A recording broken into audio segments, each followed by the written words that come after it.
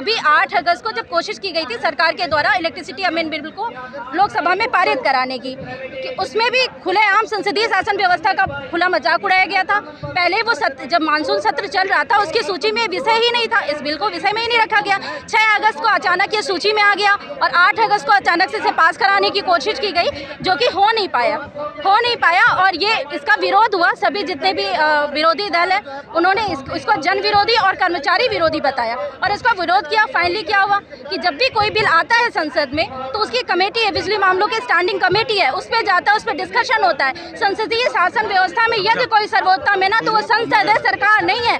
संसद में जब किसी विधेयक पर चर्चा होती है तो उस चर्चा का प्रसारण होता है, इसके माध्यम से जनता जानती है और जनता हिसाब मांगती है। हाँ, मनोहर लोहिया ने एक बात बोली है कि जब सड़कें सूनी हो जाती हैं तो संसद आवारा हो जाती है। 8 अगस्त को संयुक्त संघर्ष समिति के बैनर तले हम लोग सड़कों पर उतरे तो सरकार को पीछे हटना पड़ा, बिल पेश नहीं हो पाया, स्टैंडिंग कमेटी में हो गया।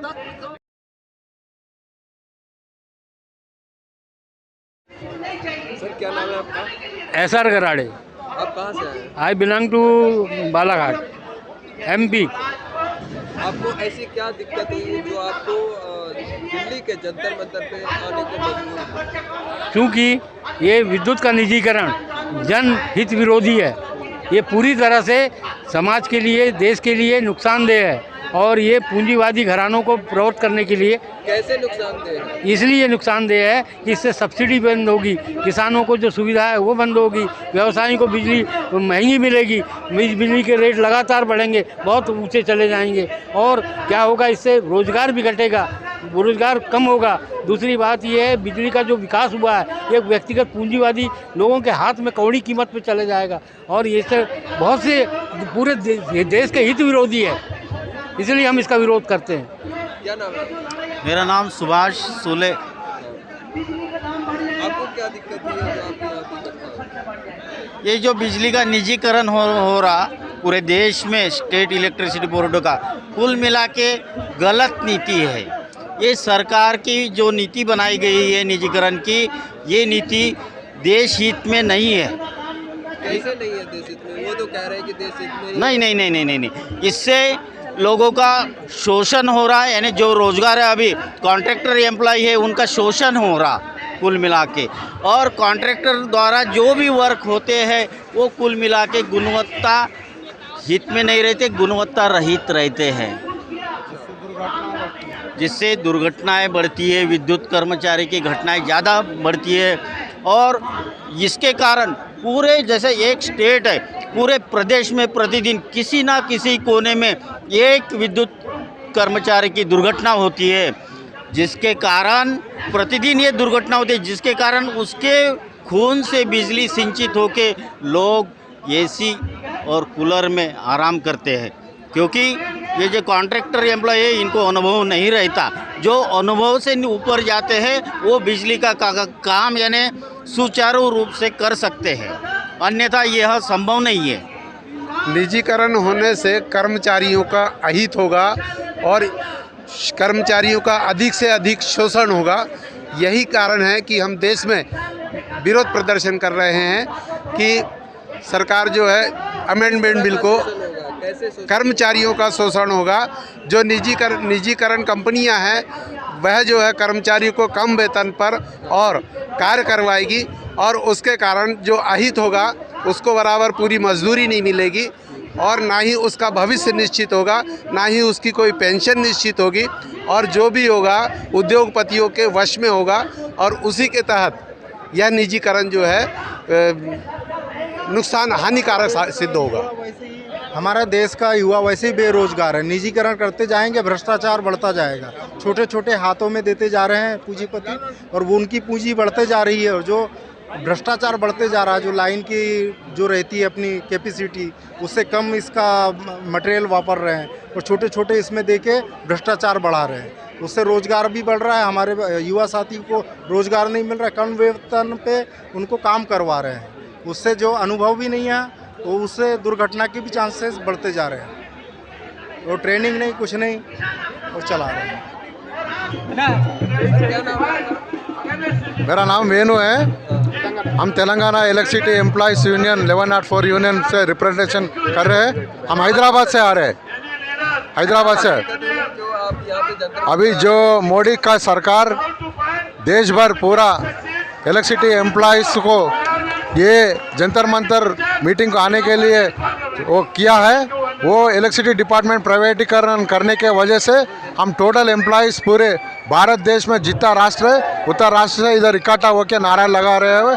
ये मोदी सरकार ये सरकारी विरोध और एक एम्प्लॉइज़ का विरोध काम कर रहे हैं, इसलिए हम लोग ये विरोध करके मोदी के देश का विरोध और एग्रीकल्चर फार्मर्स का विरोध ये बिल लाना है। ये बिल के विरोध हम लोग इधर आके नारा लगा रहे हैं।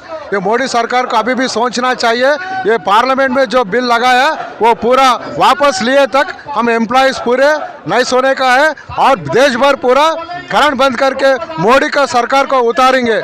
और मोदी का सरकार के एक ही नहीं, अब बीजेपी सरकार की जो भी राष्ट्र में पालित है वो पालित में राष्ट्र में बीजेपी को हम हटा के दूसरी सरकार जो फार्मरली और एम्प्लॉयज़ को फ्रेंडली काम करने वाले और जो पेंशन देने वाले सरकारों को लाने का हम सोच रहे हैं।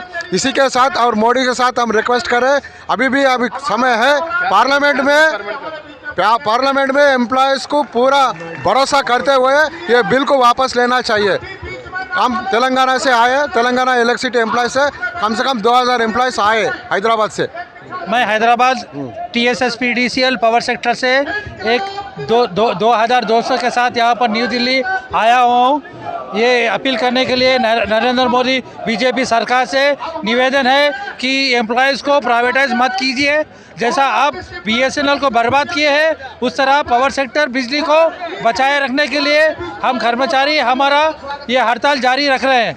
हम आपसे एक ही प्रार्थना कर रहे हैं कि देश बचाओ, नरेंद्र मोदी सरकार हटाओ, ये हमारा नारा है। भाजपा हटाओ और देश बचाओ। आप तो एक तरफ रिक्वेस्ट भी कर रहे हैं और एक तरफ हटाने की बात। ये इसलिए हो रहा है भाई साहब क्योंकि हमने देखा कि हमने इस हड़ताल में देखा कि बहुत सारों के घर उजड़ा हुआ है और बहुत सारे किसान अपना प्राण त्याग दिए हुए हैं और यहाँ पर जो है बगैर बिजली के आपको कोई भी उत्पादन नहीं होता है और हर चीज़ की दाम रोज़ पर रोज़ बढ़ते जा रहा है। जैसा कि पेट्रोल का उदाहरण लीजिए कि रोज़ पेट्रोल ना 1 से 2 रुपये बढ़ते जा रहा है। पहले पेट्रोल 60 सर बीजेपी तो कह रही है कि महंगाई है ही नहीं, आप कह रहे हैं कि पेट्रोल लो कर लो बात। जिस वक्त बीजेपी रोड पर थी, जब उनकी सरकार नहीं थी, जब पेट्रोल का कीमत 65 रुपये था, आज देश में देखो उससे डबल दुगना दाम हो गया। आज यहाँ पर 115 के हिसाब से पेट्रोल का दाम चल रहा है। आप ही अनुमान लगाइए कि देश कैसा उन्नति कर रहा है या बर्बाद हो रहा है। यहाँ पर एक स्कूल का बच्चा एक ऑटो में जाता है तो उसका किराया देखिए और उसका और हर फीस देखिए कितना बढ़ जा रहा है और स्कूल का इंफ्रास्ट्रक्चर भी आपको पूरा बिजली से चल रहा है। जहाँ पर बिजली का आप प्रयोग कर रहे हैं, जहाँ बिजली का इस्तेमाल हो रहा है, वहाँ हर दिन ब दिन देखिए इतना अत्याचार से एम्प्लॉयज़ को यहाँ पर वहाँ पर मजबूर से उनको रिटायरमेंट लेना पड़ रहा है। आप तो एग्जाम्पल देखिए, जैसा कि BSNL प्राइवेटाइजेशन कर दिया गया है, जैसा जियो को इंट्रोड्यूस प्राइवेट ऑर्गेनाइजेशन को जियो टाटा अंबानी जैसा इन्वॉल्व हुए हैं। पहले सबको प्रजा को फ्री में दिया गया है जियो सिम, जैसा कि उसका पूरा प्रजा में आते ही जियो सिम यूटिलाइज करते ही उसका दाम बढ़ते गया है। अभी आज BSNL कोने में चले गया। देश के प्रजा ये समझना चाहिए, जैसा पहले फ्री ये ऐसा मुफ्त में दिया जाता है, उसके बाद में रेटा बढ़ा के कंपलसरी यूज़ करे जैसा प्राइवेटाइजेशन के लिए तरफ जा रहा है। Thank you. ये बिजली क्षेत्र जो है यहाँ पर एयरटेल आइडिया इस तरह नहीं उपयोग किया जाता है। अगर कोई प्राइवेट पार्टी अगर यहाँ पर अगर उसका धाक जमाने की कोशिश करता है तो यहाँ पर सामान्य पब्लिक को एक ही मुसीबत झेलना पड़ेगा कि यहाँ पर 2 रुपये यूनिट पर यूनिट 2 रुपये के हिसाब से चल रहा है, तो प्राइवेट पार्टी जो है उसको 20 रुपये के हिसाब से वसूल करने का कोशिश करेगा। इससे आम जनता का ही नुकसान है, यहाँ पर आम जनता का नुकसान है और जो देश का भी नुकसान है। देश का भी नुकसान है इससे। हर चीज़ में आपको लॉस ही लॉस है। बगैर बिजली के आज कोई भी चीज़ नहीं है। जैसा आप घर आ जाएंगे, आप टीवी फैन लगाएंगे, आप टीवी चैनल देखेंगे, मोबाइल चार्जर करेंगे, और यहाँ पर आप बाथरूम भी जाएंगे तो आपको बिजली का प्रयोग करना पड़ेगा। बगैर बिजली का आप स्नान भी नहीं कर सकेंगे, गर्म पानी भी नहीं होगा। तो ईच एंड एवरी यूनिट का कॉस्ट वो आपके ऊपर झेलना पड़ेगा। ये हमारा निवेदन है मोदी सरकार से, जो 2022 में जो बिजली अमेंडमेंट बिल आया उसको कृपया करके आप वापस लीजिए, देश भी चाहिए। देश में जो टोटल कोयल कर्मागार है, अभी अपने पास बिजली उत्पन्न करने के लिए कोयल लेते हैं, लेकिन मोदी सरकार क्या कर रहा है, भारत का कोयल को बाजू लगा के ऑस्ट्रेलिया से 40% का कोयल लेना है कंपलसरी बोल के कानून लाया है। इससे बिजली का यूनिट रेट बढ़ता जाता है, आम आदमी को पूरा नुकसान हो जाता है, और क्या फार्मर्स को नुकसान होता है, और छोटा छोटा इंडस्ट्री चलाने वाला कर्मचारी को भी पूरा दुकान बंद करके जाना पड़ता है। इसलिए मोदी सरकार सोचना चाहिए, ये बिजली का बिल वापस करके पार्लियामेंट में पूरा एम्प्लॉयज़ को सॉरी बोल के मोदी सरकार उतरना चाहिए। ये हमारा नारा है। केंद्र सरकार लगातार एक बिल पेश कर रही है पार्लियामेंट में, जिसका नाम है इलेक्ट्रिसिटी अमेंडमेंट बिल। हर साल उसका वर्ष चेंज हो जाता है। 2014 से निरंतर ये बिल टेबल किया जा रहा है, जिसमें निरंतर हम लोगों के द्वारा विरोध किया जा रहा है, और जिस कारण से वो पास नहीं हो पा रहा है। हमारा हमेशा से मांग रहा है कि किसी भी बिल को अगर आप पास कर रहे हैं जिससे आम जनमानस प्रभावित होने वाला है, उसको पूरा तोल मोल के ही पेश करना चाहिए।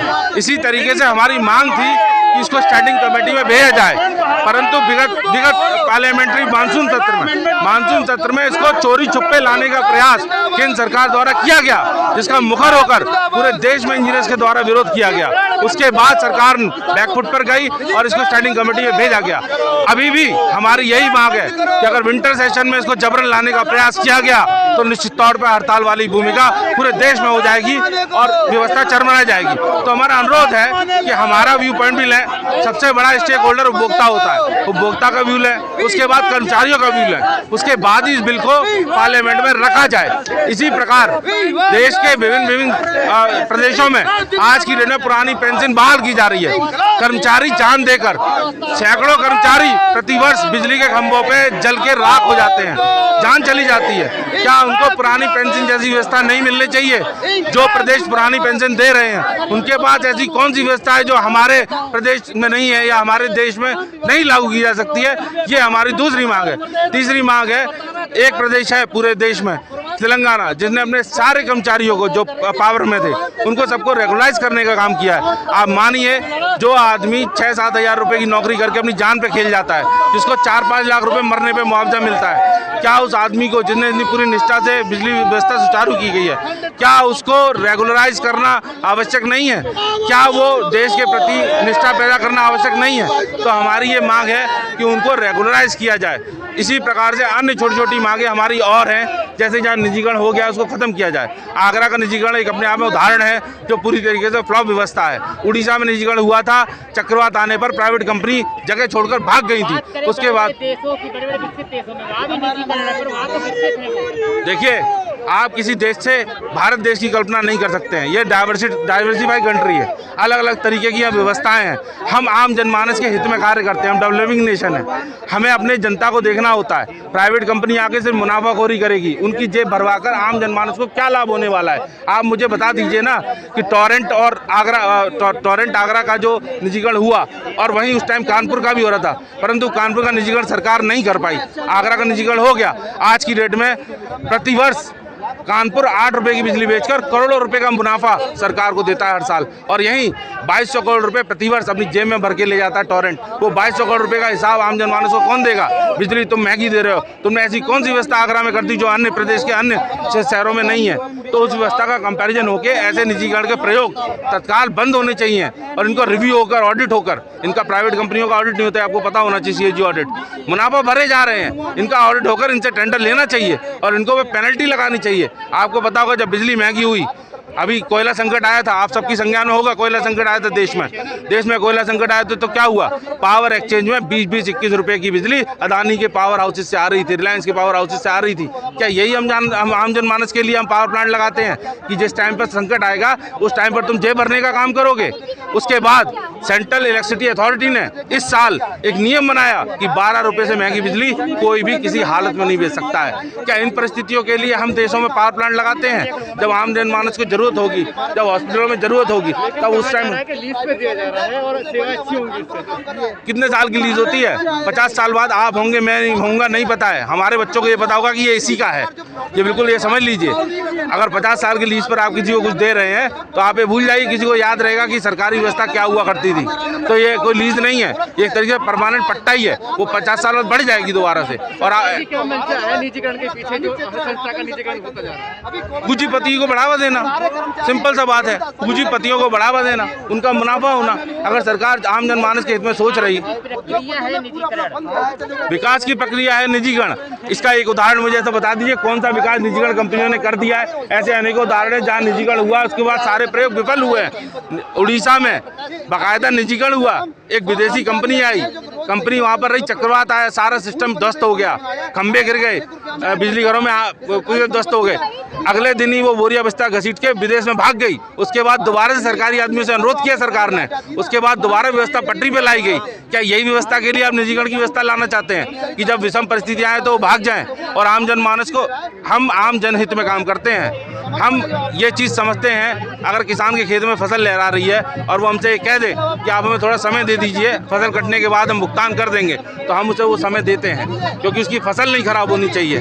लेकिन प्राइवेट कंपनी के पास ये ऑप्शन नहीं है, ट्रांसफॉर्मर उतार घर ले जाएंगे, फसल आपकी सूख जाएगी, आप रोड पे आ जाएंगे और मुआवजा मांगेंगे। आपको लगता है कि आपकी मांगे मानी जाएंगी? देखिए, भारत लोकतंत्र देश है, लोकतांत्रिक व्यवस्था से चलता है। यहाँ कोई भी अपने आप में संपूर्ण नहीं होता है। तो अगर इतने लोग यहाँ खड़े हुए हैं और एक मुखर होकर एक ही बात बोल रहे हैं, तो निश्चित तौर पे मान के चलिए ये इलेक्ट्रिसिटी अमेंडमेंट बिल कभी पास नहीं होगा जब तक आम जनमानस की और बिजली कर्मचारियों की सहमति नहीं होगी। ये सरकार का एक बात कहना है कि निजीकरण इसलिए किया जा रहा है कि बेहतर सुविधा दी जाए।